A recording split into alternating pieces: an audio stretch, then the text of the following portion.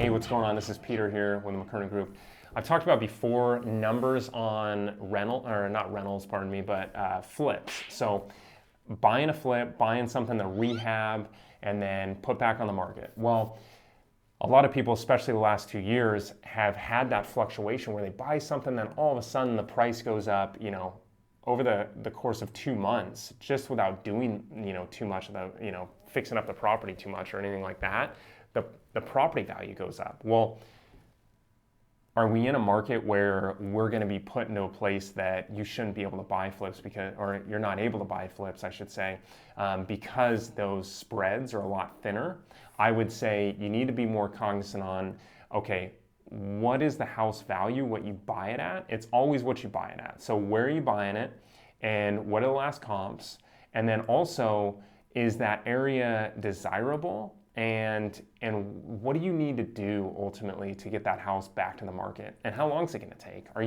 Should you get something under your belt that's going to take, who knows, maybe 7-8 months because you got to get some permits? I would definitely stay away from those properties. I would definitely dive into those properties that are you don't have to pull permits. You can definitely do something that's more of a fix and a quick flip versus something where you're going to be into it for 8-9 months, maybe a year, because you're dealing with the city, you're going back and forth, you're having inspectors come out from the city and check your work and everything else. Those things are a little bit more time consuming, and then also you don't know exactly what the outcome is going to be, even though we're set for appreciation this year.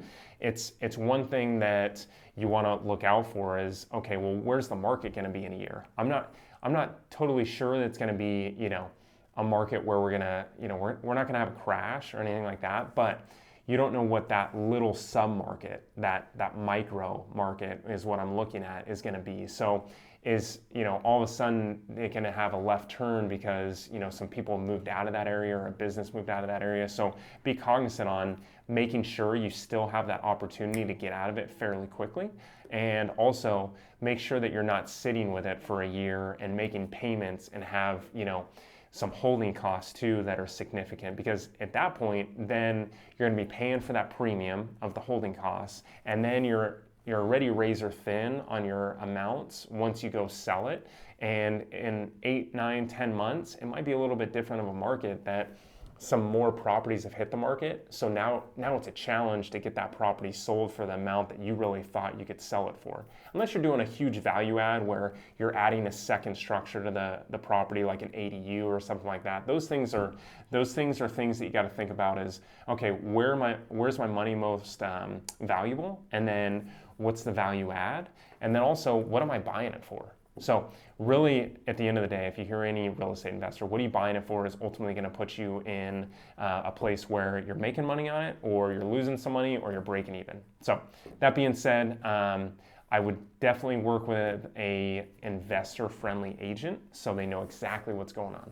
So if you guys have any questions, leave them below, and then also hit a comment if you guys have any comments on this, and then hit subscribe if you can.